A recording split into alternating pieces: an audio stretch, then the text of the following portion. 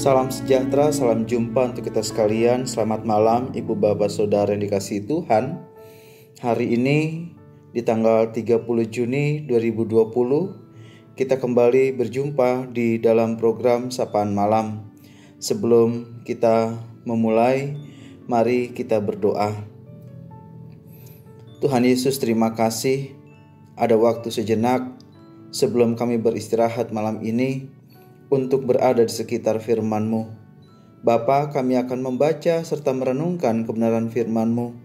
Berkati kami, urapi kami dengan Roh Kudus, dan mampukan kami untuk mengerti, menghayati, dan terlebih melakukan dalam keseharian kami sebagai anak Tuhan. Bersabdalah Allah, dalam Yesus kami berdoa. Amin. Bagian Alkitab yang akan sama-sama kita baca dan renungkan adalah dari Kolose pasal 3 ayatnya yang ke-13. Kolose pasal 3 ayat 13, firman Tuhan mengatakan demikian. Sabarlah kamu seorang terhadap yang lain, dan ampunilah seorang akan yang lain, apabila yang seorang menaruh dendam terhadap yang lain. Sama seperti Tuhan telah mengampuni kamu, kamu perbuat jugalah demikian. Demikianlah pembacaan Alkitab.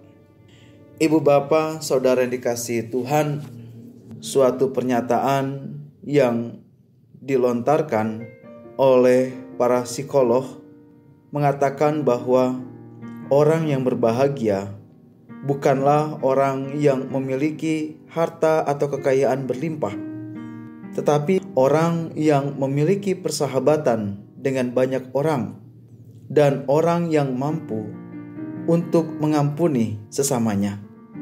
Hal tersebut juga disampaikan dalam sebuah surat kabar di Amerika, USA Today, beberapa tahun lalu oleh seorang bernama Merlin Elisa.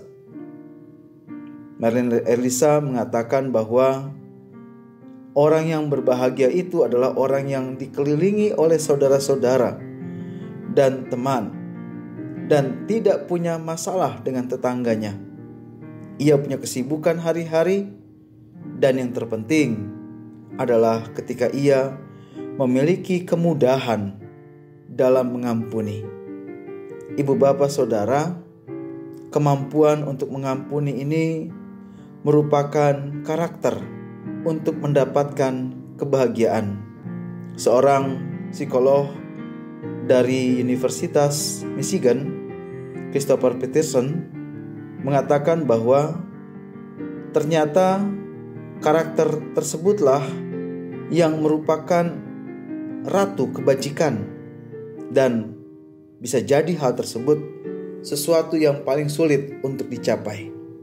Pembacaan kita hari ini dalam suratnya, Paulus mengatakan kepada jemaat di Kolose bahwa sabarlah kamu seorang terhadap yang lain. Ini mau mengatakan bahwa di tengah masalah, di tengah berbagai pergumulan dengan orang lain, tentu kesabaranlah yang paling diutamakan. Dan jangan ada dendam saat kita merasakan tidak setuju atau tidak suka dengan orang lain. Nah, kenapa demikian? Jelas Paulus menganalogikan kita dengan Tuhan yang telah mengampuni kita. Di sini Paulus menggunakan bahasa telah mengampuni kamu. Artinya Allah terlebih dahulu mengampuni manusia, dan kemudian kita dituntun oleh Tuhan untuk mengampuni sesama. Ibu Bapak Saudara, hari ini kita diajar untuk menjadi orang yang berbahagia. Memang sulit, karena bisa saja kita tidak bisa terima apa yang telah orang lain lakukan, dan itu membuat kita sakit hati. Kita emosi, kita merasa bahwa harusnya mereka minta maaf sama kita. Kenapa harus saya minta maaf sama mereka?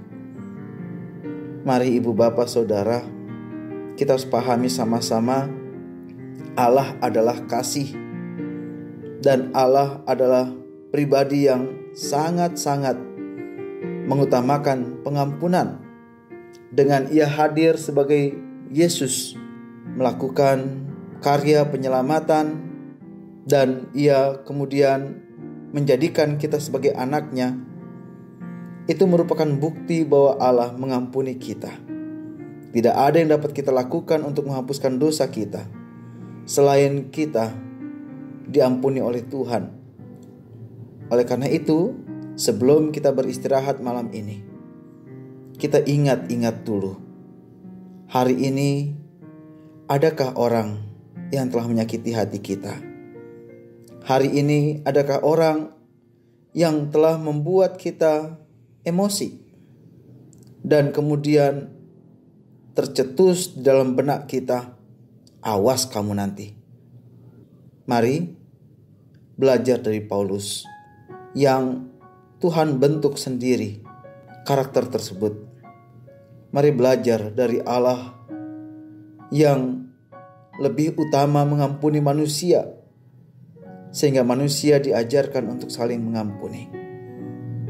Semua orang pasti punya salah, semua orang pasti punya khilaf, tetapi semua orang juga berhak untuk mendapatkan pengampunan. Terlebih dari Allah yang telah menyelamatkan kita. Karena kasih Tuhan bukan hanya untuk orang Kristen, tetapi untuk dunia ini. Mari kita belajar mengampuni. Bisa saja orang tua kita yang bersalah membuat kita sakit hati. Ampunilah mereka dalam dasar kasih Kristus. Bisa saja anak kita yang bersalah pada kita, bisa saja tetangga kita, bisa saja orang lain siapapun. Mari belajar untuk mengampuni. Dan hari ini pengampunan itulah yang menjadi jaminan supaya kita bisa hidup berbahagia. Orang yang mampu mengampuni, orang yang memiliki belas kasihan, kemurahan, kerendahan hati, kelemah lembutan, kesabaran, itulah orang-orang yang meneladani Yesus. Dan bukan hanya itu, ternyata mengampuni merupakan perintah Allah untuk kita, supaya kita menjadi hidup dalam bagian kasih dan kemurahan Tuhan. Mari lapangkan hati kita, ikhlaskan hati kita. Tidak ada gunanya menyimpan kesalahan orang lain, tetapi akan menjadi suatu kesukacitaan saat kita mengampuni. Dan di masa pandemi ini, kita diajar untuk menjaga diri. Terlebih salah satunya adalah mengampuni orang. Karena siapapun kita bisa terinfeksi, dan siapapun bisa cepat dipanggil oleh Tuhan karena virus ini. Tetapi saat kita mampu mengampuni, dan ketika Tuhan pada waktunya memanggil kita kapanpun, kita akan didapati oleh Tuhan sebagai orang yang telah mengampuni orang-orang yang memusuhi kita. Menjadilah orang yang easy going, mudah untuk mengampuni. Karena orang-orang yang seperti itulah yang memiliki perkenanan Tuhan. Tuhan Yesus memberkati. Amin. Mari kita berdoa.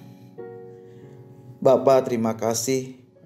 Pada malam ini kembali kami bersyukur kepadamu. Berkatilah firman yang bersama telah kami renungkan. Ampuni kami Tuhan, dan ajari kami untuk mengampuni orang lain. Kesalahan kami bukan tidak lebih sedikit dibanding orang lain terhadap Tuhan, tetapi Tuhan mau menerima kami. Ajar kami juga Tuhan untuk memiliki karakter mengampuni seperti Engkau ya Bapa. Kami akan istirahat. Kiranya Tuhan menyertai kami di dalam istirahat kami. Dan di dalam doa ini kami mau mendoakan mereka yang sakit, mereka yang bergumul, mereka yang bimbang akan iman mereka yang berkabung, mereka yang saat ini memiliki keraguan untuk yakin kepada Tuhan. Mari Tuhan terkhusus warga jemaat-Mu, jemaat GPIB, jemaat Sebot Bogor. Kiranya Tuhan, Engkau mau menolong kami sekalian dan mampukan kami menghadirkan damai sejahtera-Mu di dalam kehidupan kami. Inilah doa kami, dalam Yesus kami berdoa. Amin. Demikian Ibu Bapa, Saudara, perjumpaan kita, kiranya firman Tuhan yang telah bersama kita renungkan boleh menjadi inspirasi, menjadi tuntunan dalam kita menjalani hari-hari. Selamat beristirahat, tetap menjaga kesehatan, dan patuhi protokol kesehatan. Tuhan menyertai kita. Shalom.